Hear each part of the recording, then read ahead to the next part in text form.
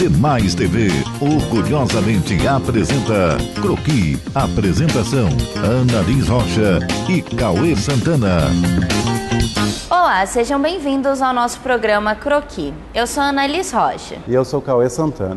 No programa de hoje, temos uma entrevista com o arquiteto e urbanista Cláudio Valadares e com o engenheiro Vitor Crespo sobre a revitalização do Centro Histórico de Campos. E Rodrigo Carvalho, arquiteto e urbanista, vai bater um papo com a gente sobre eficiência energética na construção.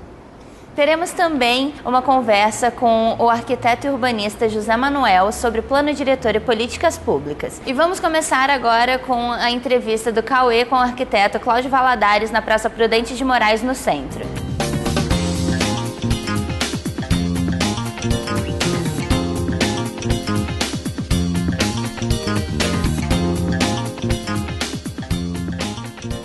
Olá, estamos aqui com Cláudio Valadares, arquiteto e urbanista e responsável pelo projeto de revitalização do Centro Histórico de Campos. Olá, Cláudio, conta pra gente um pouquinho da sua história profissional. Cauê, como arquiteto e urbanista, estamos no mercado há 37 anos, né? Tivemos a oportunidade de criar o primeiro curso de arquitetura e urbanismo do Centro Universitário Fluminense, junto com a direção, onde você esteve presente, né, como profissional. E é um momento muito interessante na minha vida de estar com essa oportunidade de trabalhar num projeto tão importante para a cidade de Campos. Cláudio, explica pra gente como foram feitos os estudos para a realização desse projeto, como que esse projeto chegou até você para ser desenvolvido. Inicialmente ele foi promovido através de uma licitação, de uma carta convite para a execução de um projeto básico, onde os parâmetros iniciais foram adequados aí para a questão da orçamentação, do custo da obra, etc. e tal. Após essa fase, nós estamos hoje no projeto executivo, né? Dando toda a performance de detalhamento do projeto, né? Fazendo com que o projeto se efetive e seja construído da forma que a gente pensou. Que o executivo é o projeto que a gente usa para o desenvolvimento da obra, né? Que seguem todas os... É a questão executiva da própria obra, ideia, né? do arquiteto. E evidente, com mais detalhes, com mais informações e dentro de um contexto mais técnico, né? Uhum. E Cláudio, os projetos, geralmente a gente tem um ponto norteador de projeto. Aqui no centro, como que foi esse ponto norteador? Quais foram as características principais que vocês usaram para esse projeto? Esse projeto é uma parceria público-privada, né? De certa forma, porque ele foi solicitado pela entidade comercial do Centro Histórico de Campos, não é? Uhum. Através do CDL, do Clube de Diretor Logística e da Cajorpa, não é? Que solicitou da prefeita que pensasse um novo momento para o Centro Histórico e efetivamente marcasse isso como no contexto urbano. E quando temos um projeto dessa magnitude num espaço comercial como é o Centro de Campos, ele tem uma relação muito presente com os transeuntes, com os comerciantes. Qual é a tua observação sobre essa relação que acontece entre projeto e usuários? O projeto objetiva a preservação e a sustentabilidade, né? Evidente que vamos falar de mobilidade, por exemplo, né? Menos veículo, mais pessoas, né? Uhum. As ruas vão ser redimensionadas, né? As calçadas vão aumentar, dando maior mobilidade, maior flexibilidade, maior acessibilidade, né, a todos que circulam. E tornando o centro quase que um shopping aberto, né? Porque o propósito desse projeto é no sentido econômico, comercial, de lazer e de entretenimento, né? Marcando, portanto, um contexto, né, bem definido de um centro histórico. Mantendo nesses pontos que você falou pra gente, uma característica de projetos de revitalização são os novos usos, que geralmente são projetos em áreas degradadas, né? Os novos usos propostos aqui para a região do centro. Quais são esses, assim, de início de projeto? No contexto das intervenções, nós temos aqui a parte toda de conversão subterrânea, né, que vai disponibilizar um novo visual, quer dizer, retirando toda essa poluição visual que existe hoje, de letreiros, de fios, de ar-condicionado, de artefatos não desejáveis ao edifício histórico, né? E, ao mesmo tempo, direcionar isso para novos espaços. Por exemplo, novas praças. Aqui já temos um exemplo, que é a própria revitalização do antigo Tchá-Tchá-Tchá. Que foi mantida a mesma característica. Mantida a mesma característica, mas dando um outro tipo de uso. Hoje, com certeza, qualquer tipo de pessoa pode usar esse espaço, né, em qualquer nível social. Ficou mais agradável, não né? podia, né? Então, a intenção do projeto é nas praças que vamos intervir, que é a Praça Tiradentes, que é a Praça Duque de Caxias, ao lado do Campo Shopping, né, e outras áreas que nós estamos aí proporcionando novos espaços para calçadão, enfim, né, fazendo em que o contexto do patrimônio histórico se faça presente nesta urbanização nova. E Cláudio, quando um projeto desse tamanho envolve uma região tão grande, são várias pessoas envolvidas, comerciantes, moradores, usuários esporádicos. Essas pessoas, elas tiveram alguma voz no projeto? Elas foram ouvidas de alguma forma? Como que funcionou essa relação? O projeto funciona como uma equipe multidisciplinar, onde nós coordenamos que todos os envolvidos participam, todos os interessados participam, né? Nesse contexto, nós temos todas as concessionárias envolvidas, não é? A representatividade do órgão público em todos os seus segmentos e a representatividade do comércio junto conosco. Então, sempre temos uma prática de reuniões quinzenais e nessas reuniões todos os pontos são estudados, são debatidos e são viáveis de solução. São todos compatibilizados com as necessidades, com as soluções e com os interesses, não é, da população interessada e da execução do projeto. Cláudio, como a gente pode ver, aqui ainda tem obras, estão acontecendo algumas modificações ainda. Eu queria que você explicasse para a gente um pouquinho como que funcionou as etapas dessa revitalização, como que elas irão funcionar as que ainda não foram implementadas. Olha, inicialmente, né, é um trabalho muito difícil, mas tem que ser executado, que é a conversão subterrânea, né? Após isso, depois de realizar toda a conversão, é o tratamento do contexto urbanístico, as calçadas, as ruas, né? A iluminação pública nova, a programação visual através de novas placas informativas, né? E, basicamente, nesse contexto, vamos verificar o espaço aéreo, a questão de novos comportamentos para letreiros, né? E, ao mesmo tempo, vamos começar a reservar, não é, modelos edificados que são importantes a serem destacados nesse contexto desse projeto. E Cláudio, qual que é a importância desse projeto, na tua visão, como arquiteto, urbanista, mas como cidadão campista? Qual é a tua sensação que esse projeto pode passar? Esse projeto é de uma importância muito grande porque ele traz e marca o contexto histórico, não é, da cidade, cultural e histórico, não é? E realmente vai delinear um espaço específico para isso que faltava na cidade. Claro que aqui haverão eventos, nós vamos trazer também para o centro da cidade toda a questão do incentivo a novos bares, novos restaurantes, né, novos ambientes que possam trazer a população a frequentar esse lugar, não somente durante o dia, mas também no período noturno. Cláudio, fala pra gente, vamos debatendo os pontos mais importantes desse projeto. Quais são para você?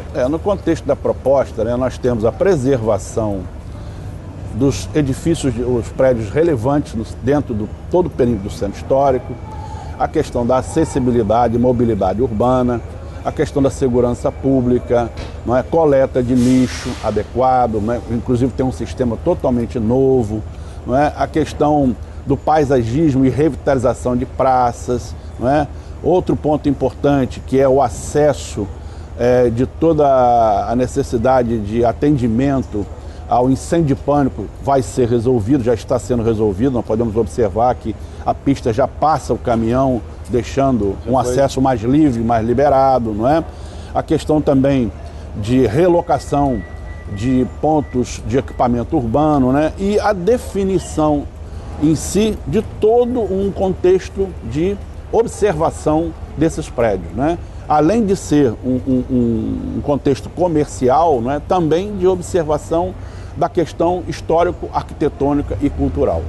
Que o Centro de Campos é uma verdadeira aula de história, que estava escondida, que se manteve escondida por muito tempo, e o objetivo do projeto é trazer isso à tona, trazer a população para o centro de novo, não só usando como um ponto comercial, mas como lazer, como informação, como um centro mesmo deveria ser de fato, não é isso? O que acontece é que esse projeto ele dinamiza o comércio, né? Ele vai envolver os aspectos turísticos, né? Os aspectos históricos e, ao mesmo tempo, né, modifica o uso do centro da cidade como um lugar mais agradável, mais tranquilo, como era antigamente. Antes existia, como existe ainda até hoje, uma parte no Boulevard, que é o convívio das pessoas em certos momentos, né? Em conversas, bate-papos, cafezinhos, etc. A gente quer aumentar um pouco isso, né? Também para a atividade noturna, né? E trazendo para aqui novos restaurantes, novas casas de entretenimento, né? Fazer que o centro histórico seja vivo e, ao mesmo tempo, participativo no contexto da histórico-cultural.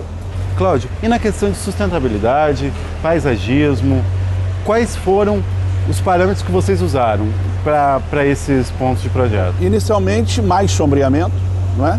Vamos melhorar, adequar a climatização, não é? Revitalizando as praças com árvores, né? As ruas com mais verde, com mais árvore, né?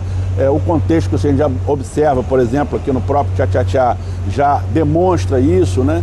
E, ao mesmo tempo, a questão também da sustentabilidade com a coleta de lixo. É um novo sistema onde vamos ter recipientes completamente diferenciados para lixo seco e lixo úmido, não é? Com um sistema de coleta muito mais econômico e, ao mesmo tempo, um espaço mais limpo, né? Mais visualmente, tratado, né? E mais sustentável em si. E a sustentabilidade, nesse caso, ela foi usada na totalidade da palavra, né? Sim. Essa sustentabilidade para as pessoas, de comércio, de meio ambiente, porque as pessoas focam em meio ambiente, mas sustentabilidade é um conjunto de ações que tornam o projeto sustentável, não é? É evidente que dentro desse aspecto, né, são muitos pontos que estão sendo atendidos, né? Espelhando aí um contexto mais generalizado da sustentabilidade, né? Agora, ao mesmo tempo, oferecendo um espaço com mais conforto, com mais adequado, que as pessoas possam ter o direito de ir e vir sem problema nenhum e, ao mesmo tempo, também consumir, não é? Usar, né? Tornar novos, usar de novos hábitos, enfim, se adequar, interagir melhor né? com esse espaço, esse novo espaço da cidade. Cláudio, muito obrigado. Você esclareceu muitos pontos importantes desse projeto, que eu acho que é um projeto importantíssimo para a nossa cidade. Está de parabéns pelos pontos abordados, pelo projeto, pelo desenvolvimento. Agradecemos a sua participação e muito obrigado. Gostaria de agradecer a Demais TV pela oportunidade e, com certeza, estamos promovendo um espaço para que a população use a todo o contexto e, ao mesmo tempo, possa ter aqui um novo momento na cidade de Campos.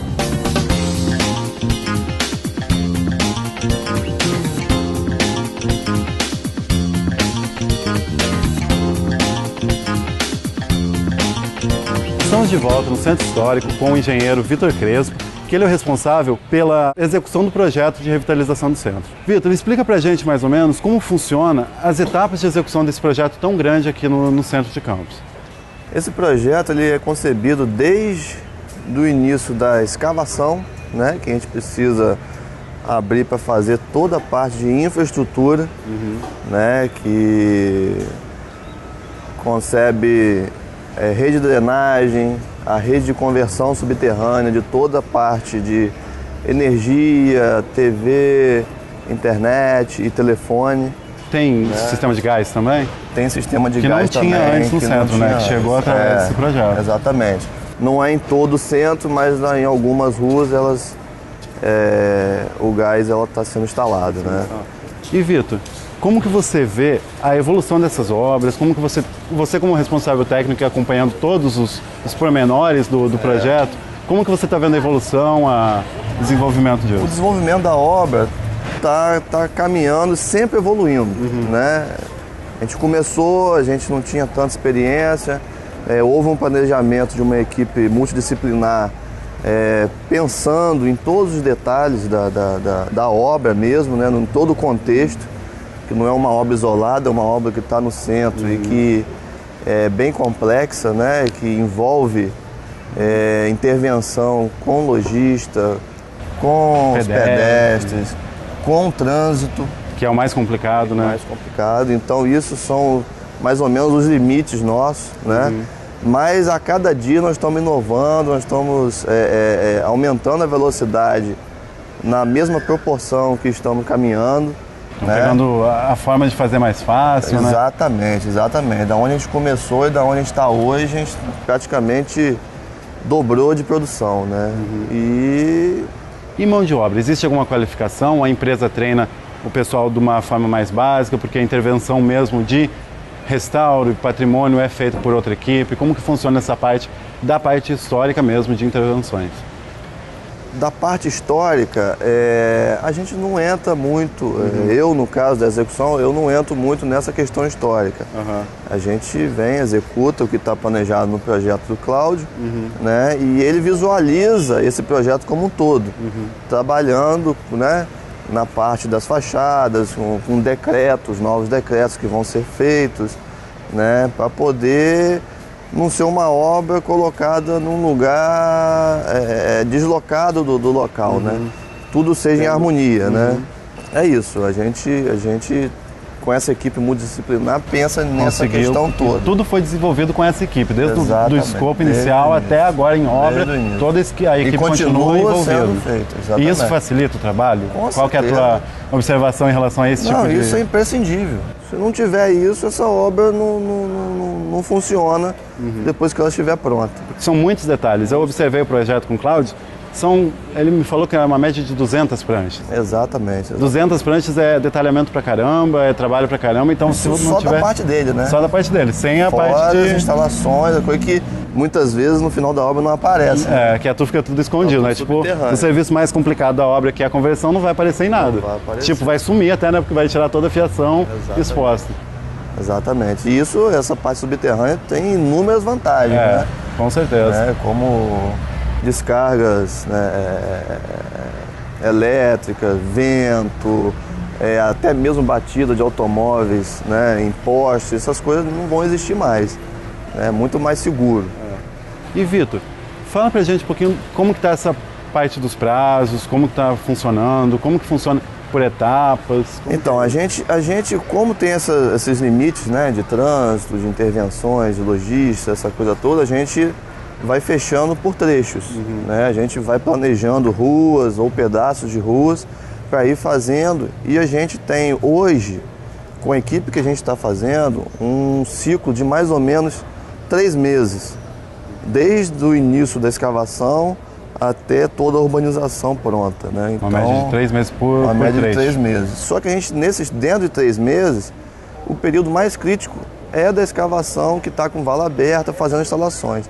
Depois a gente sempre tenta compatibilizar passagens de pedestre, passagens de carro, onde tem estacionamento, onde não tem, fazendo os acessos. Então, para as pessoas e os estacionamentos ou os shoppings, as coisas que mais necessitam de acesso, não ficam esse tempo todo com um acesso ruim, né? Vamos dizer assim. Um acesso mais restrito, mais né? restrito. Vitor, obrigado pela participação no nosso programa. Você tem mais alguma coisa a acrescentar? Você acha que já foi? Não, ok. Eu que agradeço ao Demais TV pela oportunidade.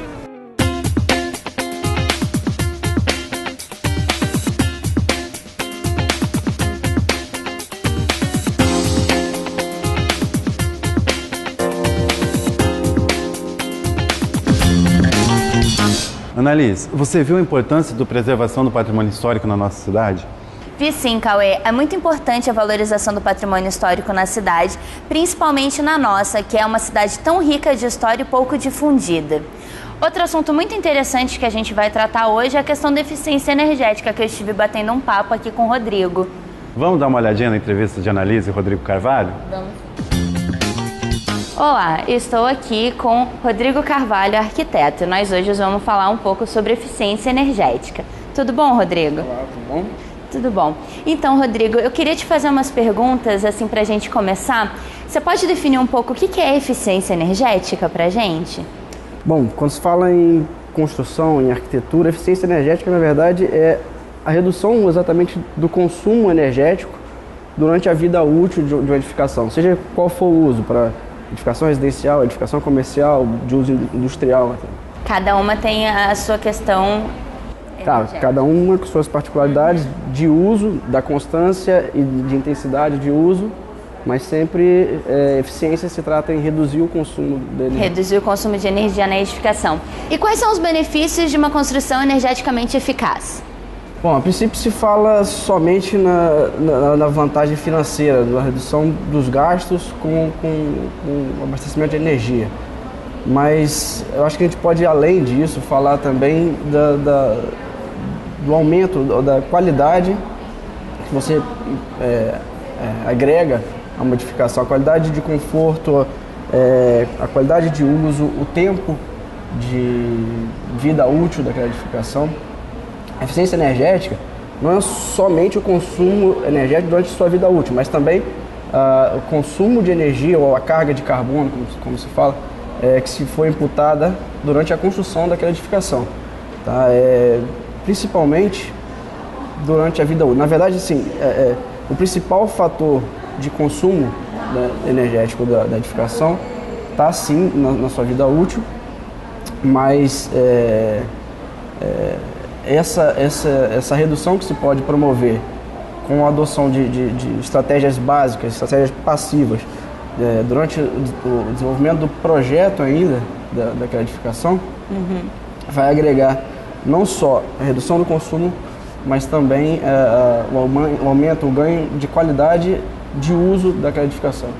Entendi. E aí todas essas questões são pensadas desde o início do projeto, né? Porque como você falou, para uma construção ser energeticamente eficaz, ela tem que tratar essas questões desde o início da obra para controlar a emissão de carbono e desperdício de água e energia, né? Sim, não adianta se pensar como se faz. Até existe o que se chama de retrofit verde, né? De tentar se adaptar a algumas edificações já existentes para que se reduza o consumo energético, mas na verdade um projeto realmente eficiente, ele depende de ser concebido de forma eficiente. Então, questões como implantação, orientação, definição e dimensionamento adequado das aberturas e ventilação, tudo isso já tem que vir como premissa do desenvolvimento do projeto para que você consiga adequar e encaixar então estratégias passivas, né? Existe diferença entre a estratégia passiva e a ativa na redução do consumo energético. Por exemplo, a geração de energia em loco, a geração de energia solar, por exemplo, seria uma estratégia ativa. Você gera energia para compensar um excesso de uso de energia que talvez aquela edificação tenha. Entendi. Mas isso, antes de se pensar em compensar esse excesso, deve-se reduzir o excesso. E essa redução só vem na concepção do projeto. Com certeza. Então são coisas que a gente tem que pensar para os próximos projetos para conseguir termos cada vez mais as edificações mais eficientes, né? E questão de certificação desses selos verdes que se falam sobre... Existe, na verdade, acabou se existindo um pouco de mercado sobre isso, né? Existem algumas certificações mais conhecidas aí. No Brasil a gente tem o selo Aqua, tem o selo LEED, uma certificação internacional. Essas certificações, elas acontecem em vários níveis, tá? Mas, por exemplo, quando você vai pensar, desenvolver um projeto, e o projeto já é concebido com a intenção de se ganhar uma certificação, existe toda uma série de pré-requisitos que esse projeto deve seguir, desde a seleção, por exemplo, do terreno para a implantação dessa edificação.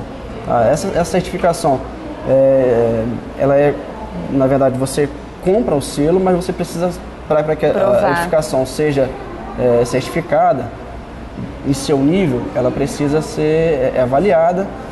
Existe, na verdade, a certificação do projeto, existe a certificação do uso, tá? O projeto pode, a princípio, garantir que essa edificação será eficiente energeticamente, mas ela precisa ser avaliada durante a utilização para que ela realmente consiga o selo. Entendi. E é uma forma interessante, talvez, de se agregar algum valor diferente às construções. Mas é preciso ainda se quebrar um pouco da ideia que se existe, principalmente no nosso mercado, nos consumidores do nosso mercado, que são os construtores. Eles precisam ainda quebrar aquela ideia enganada de que edificação eficiente é edificação mais cara. Na verdade, você não precisa gastar um centavo a mais para que tu tenha uma edificação realmente eficiente. Como é que é essa questão da aceitação do mercado sobre essas obras eficientes? Bom, projetos? Isso é um ponto interessante, porque o consumidor final, ele está interessado sim, ele busca sim uma edificação eficiente, ele tem interesse. As pessoas hoje estão muito mais informadas, nossos clientes estão muito mais informados. Ele tem a cabeça aberta, mas normalmente a gente esbarra ainda no construtor, talvez no cara que vai produzir aquela edificação, ainda tem a ideia enganada de que edificação eficiente é edificação cara e que aquilo não se paga para ele. Mas, no entanto, ele consegue agregar um valor simplesmente de ideia, de concepção, aquele imóvel, sem que tenha um gasto de R$1 a mais. Tá? Basta ele procurar um profissional que conheça do assunto, que entenda e que esteja disposto a de fato promover esse tipo de arquitetura, e ele vai conseguir agradar ao cliente e agregar mais valor ao produto que ele vende. Com certeza, e também com essa aceitação que está crescendo no mercado, a gente também consegue pensar numa cidade mais, digamos assim, sustentável, né? Com umas construções que não sejam tão agressivas ao meio e que vai modificando o perfil da sociedade. É muito interessante mesmo. Não é só, eu não vejo só como questão ambiental em si, até porque se você tentar vender só a questão ambiental é difícil. É difícil que as pessoas comprem somente a questão ambiental sobre a eficiência energética das edificações. Mas é uma questão também de bem-estar, e é uma questão de que realmente traz um retorno financeiro, traz uma economia ao longo da vida útil desse imóvel. Se você parar para pensar, por exemplo, que a nossa região, por exemplo, é muito quente. 80% do nosso consumo energético vem realmente da carga que a gente chama de carga de refrigeração, né? Por exemplo, quem não chega em casa às 7 da noite já liga o ar-condicionado para dormir às 11, porque a parede está fervendo. Na verdade, se o projeto tivesse sido concebido com soluções que evitassem esse problema, não só de ventilação, de orientação, a própria adoção dos materiais, a tecnologia construtiva que se tem no Brasil hoje é muito atrasada. Os materiais que nós estudamos são muito atrasados. Se você comparar, por exemplo, com a arquitetura da Holanda, da Alemanha, onde ele realmente... Tudo bem, existe uma diferença climática, né? Uma diferença onde eles precisam se preocupar muito mais com o isolamento térmico do que nós. Mas lá se mostrou eficiente, por que não aqui também se mostraria eficiente? A gente trazer essas ideias e adaptar ao nosso clima, né? Claro, com certeza. Existem soluções para climas quentes também, não só para climas temperados.